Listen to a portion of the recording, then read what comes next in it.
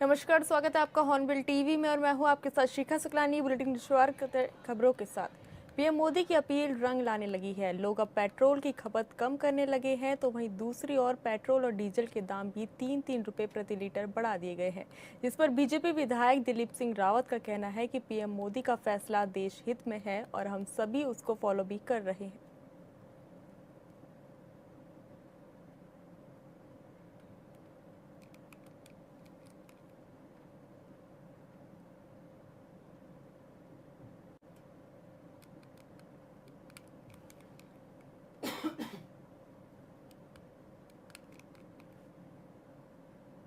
विधायक दिलीप सिंह रावत जी हमारे साथ मौजूद हैं। सर, जिस तरह से प्रधानमंत्री जी ने अपील की तेल को बचाने की, किस रूप में आप इस पहल को देखते हैं और किस तरह से इसका आप भी वहन कर रहे हैं कि भाई पेट्रोल बचाया जाए? देखिए, चतुर राजनीतिक है वही होता है, चतुर राजा वही होता है, जो समय रहते हुए पहले से ही पूर्वाज के लिए व्यवस्था कर लेता है।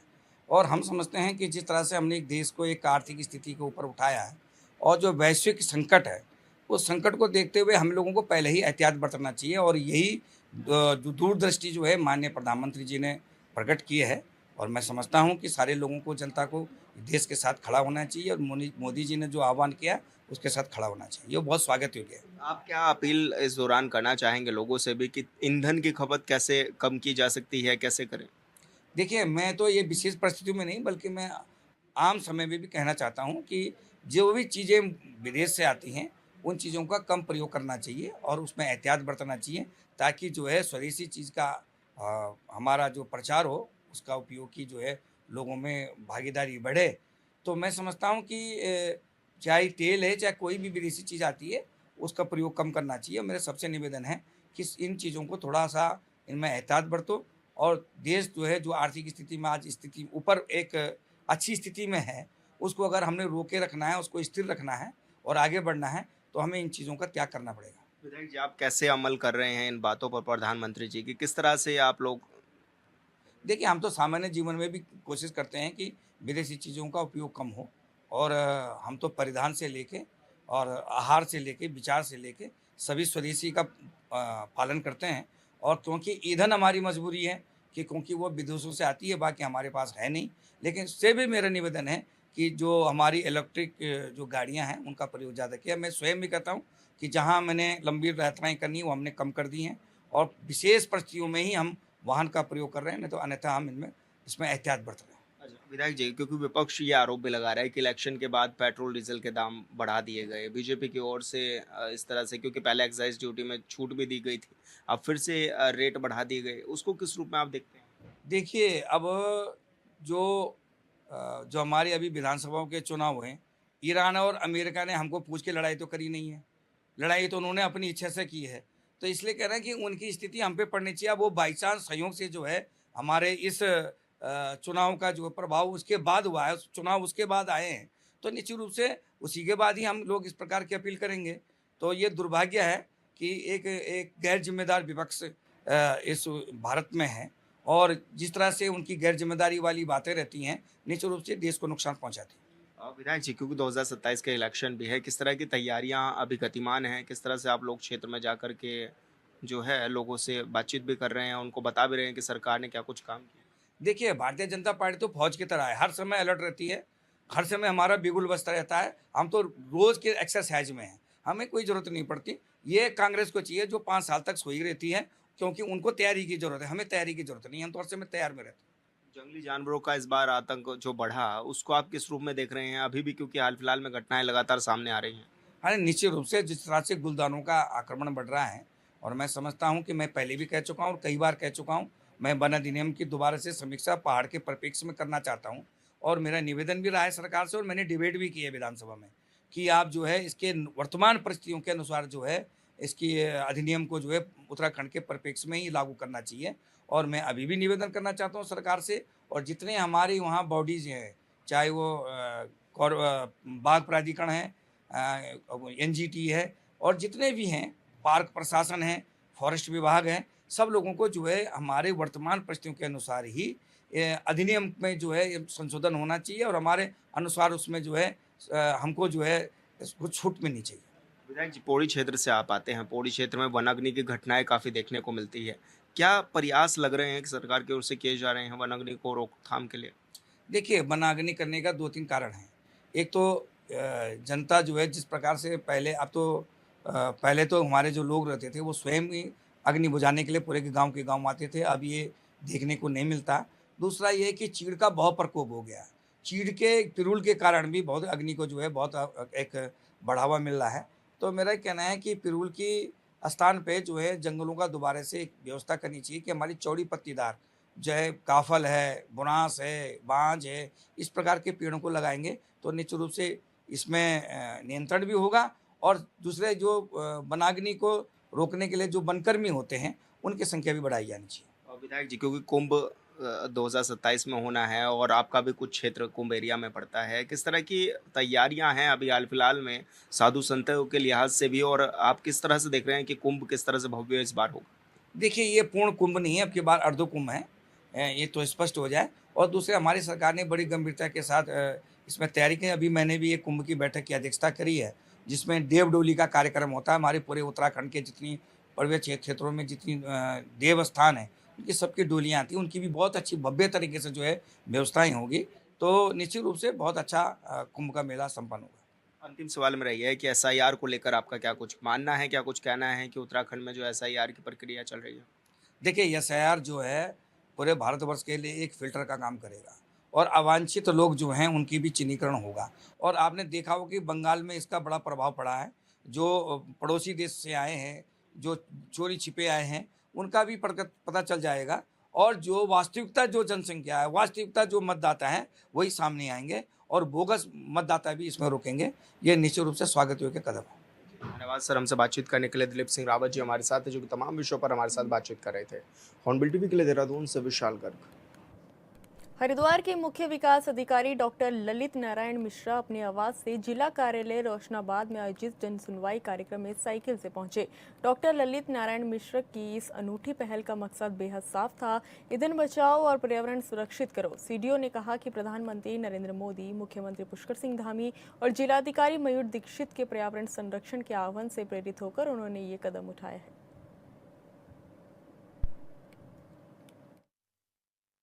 ये देशव्यापी एक अभियान चला हुआ है जिसमें लोगों को एनर्जी कंजर्वेशन के लिए, साथ में पर्यावरण संरक्षण के लिए जो माइक्रो मोबिलिटी है उसमें विशेष तौर से फोकस करना है कि जहाँ तक संभव हो वो पैदल या साइकिल वगैरह से जाएं।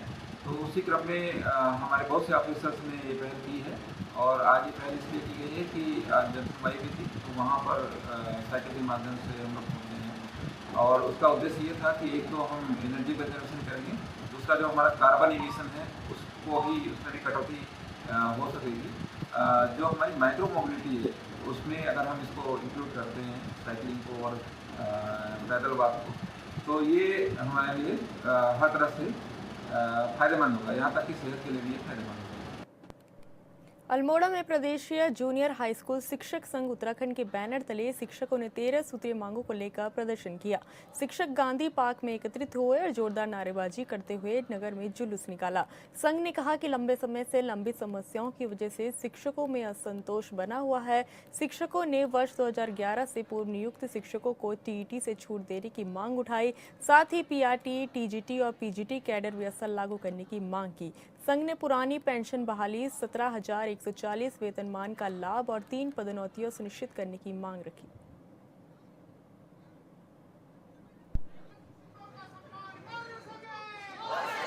सर, हमारे ये प्रांतीय स्तर पर प्रांतीय कार्यकारिणी के आह्वान पर 13 सूत्री मांगों के निराकरण के लिए ये आंदोलन का तृतीय चरण आज यहाँ पर हो रहा है। ये प्रदेश के मुख्यालयों में, जिला मुख्यालयों में आज ये किया जाएगा, जिसमें हमारा जिलाधिकारी के माध्यम से माननीय प्रधानमंत्री महोदय को ज्ञापन दिया जाना है और इसी प्रकार मुख्य शिक्षा अधिकारी के माध्यम से ज्ञापन दिया जाना है। और 13 सूत्री मांगों में हमारा जो मुख्य मांग है वो टेट परीक्षा के विरोध में, क्योंकि जब वर्षों से टीचर पढ़ा रहा है तो अचानक उसको अयोग्य मान लिया जाता है, दुर्भाग्य का विषय है। और हमें परीक्षा देने से कोई ऐतराज़ नहीं है, हमें ऐतराज़ है कि या तो फिर सभी विभागों में परीक्षा ली जाए दोबारा, ताकि हमारे साथ भेदभावपूर्ण व्यवहार न हो। ऋषिकेश में 3 जून को उत्तराखंड का पहला मेयर सम्मेलन आयोजित किया जाएगा। देश भर से लगभग 85 मेयर इस सम्मेलन में प्रतिभाग करेंगे। राज्य में शहरी विकास के क्षेत्र में पहली बड़ी पहल मानी जा रही है। सम्मेलन का मुख्य उद्देश्य शहरी विकास कार्यों पर विस्तार से चर्चा करना और तमाम नगर निकायों के अनुभव को साझा करना है। नगर व्यवस्थाओं को बेहतर बनाने के लिए साझा रणनीति तैयार करने पर जोर रहेगा। कार्यक्रम में मुख्य अतिथि के रूप में मुख्यमंत्री पुष्कर सिंह धामी, केंद्रीय मंत्री मनोहर लाल खट्टर, राज्य के शहरी विकास मंत्री राम सिंह कैड़ा, सांसद त्रिवेंद्र सिंह रावत और कैबिनेट मंत्री सुबोध उनियाल समेत कई गणमान्य अतिथि शामिल होंगे। सम्मेलन के दौरान तमाम राज्यों से आए मेयर के साथ मुख्यमंत्री का सीधा संवाद भी आयोजित किया जाएगा। इस मौके पर मेयर शंभू पासवान ने कहा कि सभी अतिथियों को ऋषिकेश की धार्मिक और ऐतिहासिक महत्व से अवगत कराया जाएगा।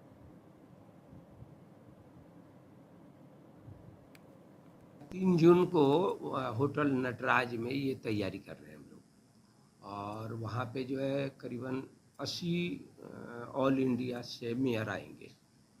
और यहाँ पे जो है हमारे मुख्य अतिथि के रूप में माननीय पुष्कर सिंह धामी जी रहेंगे, और भी जो यहाँ के हमारे शहरी विकास मंत्री है, वन मंत्री है, और यहाँ हमारे त्रिवेंद्र रावत जी सांसद हैं। ये सभी लोग इस कार्यक्रम में रहेंगे, उनके सहयोग रहेगा।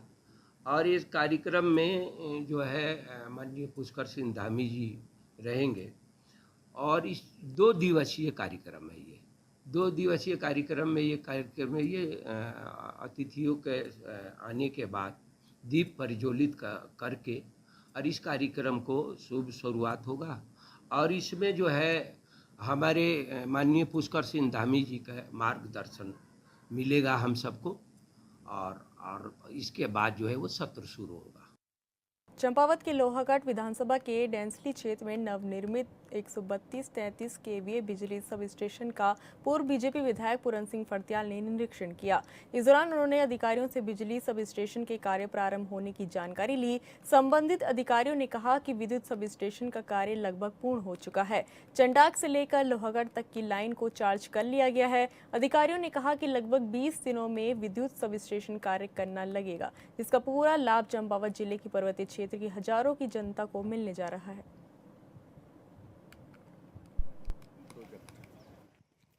नंबर 1 तो जो 132 केवी का जीआईएस जो है ये सब स्टेशन मेरे द्वारा ये स्वीकृति कराया गया था। 2015 में इसकी हमने शुरुआत की थी और विधानसभा में कई बार उठाने के बाद इसको स्वीकृति मिली थी। 2019-20 तक इसकी लाइन पड़ी थी और 24 से जो प्रोजेक्ट अभी इसका जो बिल्डिंग से ये अन्य कंस्ट्रक्शन थे ये जुलाई में इनको पूरा करना है। उससे पहले समय से पिटकुल इसको काम कर रहा है और इनने तेज़ी से इस कार्य को पूरा किया है। इसके मेन फायदे ये हैं, जो हमारे जनपद चंपावत का टोटल पहाड़ी एरिया आता है, एक सब स्टेशन इसका बनबसा टनपुर में वहाँ का तराई का अलग है। इसके पहाड़ के लगभग ये मान के चलो कि 93 ग्राम पंचायत चंपावत की और 200 ग्राम पंचायत यहाँ की, कम से कम 293 ग्राम पंचायत पहाड़ के पूरों को इसका पूरा फायदा मिलना है।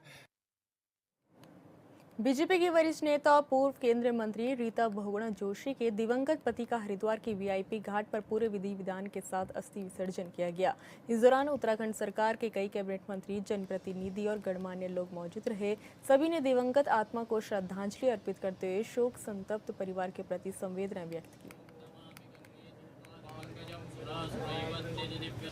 विश्व प्रसिद्ध चतुर्थ केदार रुद्रनाथ मंदिर के कपाट वैदिक रीति रिवाजों, मंत्रोच्चारण और धार्मिक परंपराओं के साथ श्रद्धालु के लिए खोल दिए गए हैं। इस भव्य और गरिमामय धार्मिक समारोह के साक्षी बनने के लिए बड़ी संख्या में श्रद्धालु, साधु संत और स्थानीय लोग मौजूद रहे। इस मौके पर पूरा क्षेत्र हर हर महादेव और जय बाबा रुद्रनाथ की जयघोष से भक्तिमय हो उठा। कपाट खोलने के साथ ही अब आगामी 6 महीने तक भगवान रुद्रनाथ की नियमित पूजा अर्चना और धार्मिक अनुष्ठान संपन्न किए जाएंगे।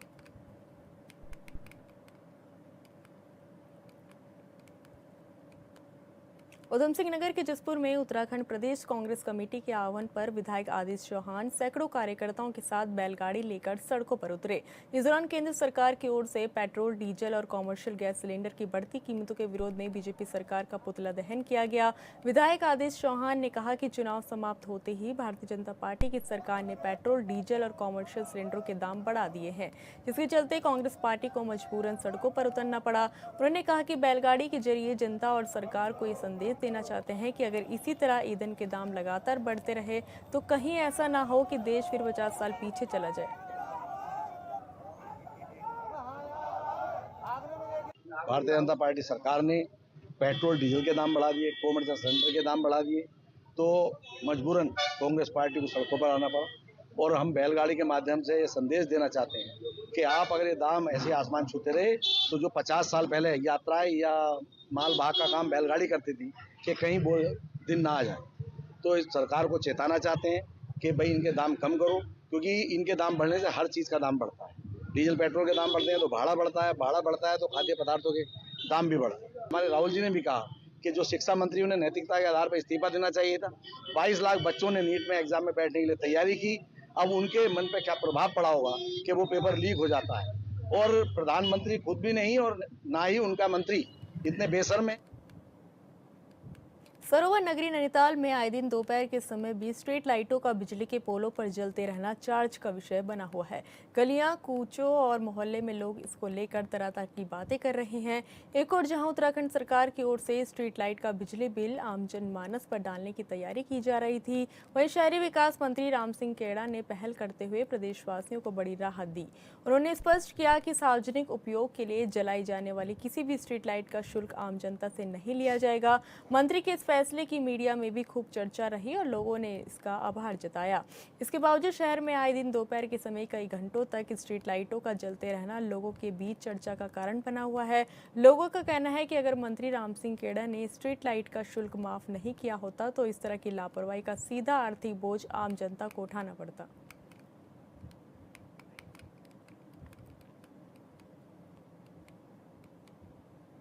रुद्रपुर जिला मुख्यालय में जिलाधिकारी नितिन सिंह भदौरिया की अध्यक्षता में शांति एवं कानून व्यवस्था की समीक्षा बैठक आयोजित हुई।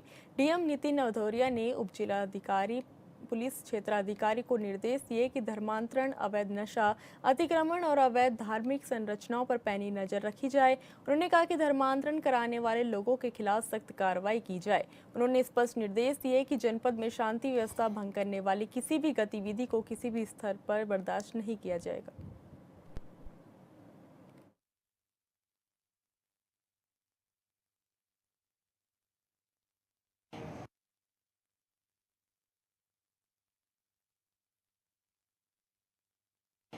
ऐसी घटनाओं के कारण, ऐसे प्रयासों के कारण क्षेत्र में सामाजिक सौहार्द भी बिगड़ रहा है, कानून व्यवस्था की स्थिति उत्पन्न हो रही है और समाज के एक ही समाज के दो वर्गों में संघर्ष जैसी स्थितियाँ उत्पन्न हो रही है, जो कि चिंता का विषय है। और उसके साथ साथ ये सारी गतिविधियाँ धर्म स्वतंत्रता अधिनियम 2018 के का स्पष्ट रूप से उल्लंघन है।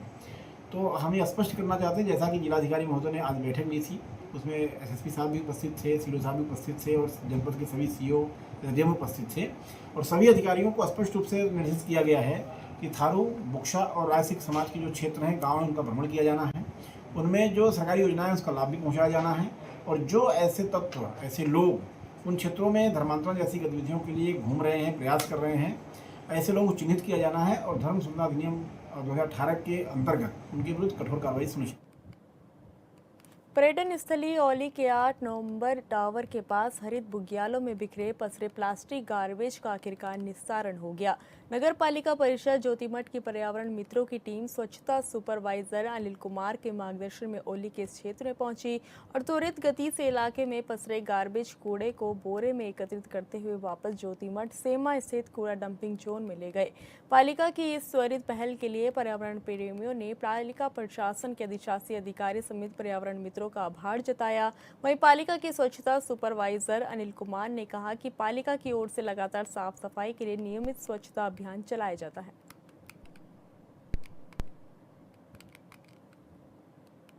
कालाडूंगी में बदलते मौसम और बढ़ती उमस के बीच वायरल फीवर के मामलों में अचानक तेजी देखने को मिल रही है। सरकारी और निजी अस्पतालों में मरीजों की भारी भीड़ उमड़ रही है। ओपीडी से लेकर इमरजेंसी वार्ड तक बुखार, खांसी, जुकाम, गले में दर्द और शरीर में कमजोरी जैसी शिकायतें वाले मरीजों की संख्या लगातार बढ़ रही है। डॉक्टरों के मुताबिक बदलते मौसम, साफ सफाई में लापरवाही और कमजोर इम्यूनिटी के चलते लोग तेजी से वायरल संक्रमण की चपेट में आ रहे हैं। खासकर बच्चों और बुजुर्गों में संक्रमण का खतरा ज्यादा बताया जा रहा है। मुख्य चिकित्सा अधिकारी मदन बोनाल ने कहा कि वायरल फीवर को हल्के में लेना कई बार गंभीर समस्या पैदा कर सकता है। समय पर इलाज न मिलने से मरीजों की हालत बिगड़ सकती है। डॉक्टर लोगों को भीड़ भाड़ वाली जगहों पर मास्क लगाने, पर्याप्त पानी पीने, पौष्टिक भोजन लेने और बुखार आने पर तुरंत जांच कराने की सलाह दे रहे हैं। काफ़ी संख्या में जो है वायरल के मरीज आ रहे हैं। ओपीडी जो है लगभग 150 के आसपास ऊपर चली जा रही है और बाकी दवाइयाँ हमारे पास इस समय पर्याप्त है। जैसे खबर बन रही है, बुखार के ज़्यादा आ रहे हैं, खांसी के ज़्यादा आ रहे हैं और यही जो है फीवर वाले काम है, बुखार और खांसी वाले ज़्यादा हैं। क्या प्रिकॉशन दिए जा रहे हैं सर मरीजों को जो है खाने पीने के लिए परहेज बताया जा रहा है और जो है दवाएँ दी जा रही हैं। पीने को फ्रिज का पानी मना कर रखा है, ठंडा खाने को मना कर रखा है और जो है गुनगुना पानी पीने की सलाह दी जाती है। देहरादून के सहसपुर में स्थित एक मेडिकल स्टोर संचालक पर धारदार हथियार से हमला किया गया, जिससे वो गंभीर रूप से घायल हो गया। स्थानीय लोगों ने घायल को धर्मावाला के विवेकानंद अस्पताल में भर्ती कराया, जहां उसकी हालत गंभीर बताई जा रही है। हमले के बाद आरोपी मौके से फरार हो गया। सूचना मिलते ही पुलिस और फॉरेंसिक टीम मौके पर पहुंचे और साक्ष्य जुटाने शुरू किए। वहीं विधायक मुन्ना सिंह चौहान भी मौके पर पहुंचे और पुलिस को सख्त निर्देश दिए कि आरोपी और उसके परिवार का पूरा आपराधिक रिकॉर्ड खंगाला जाए।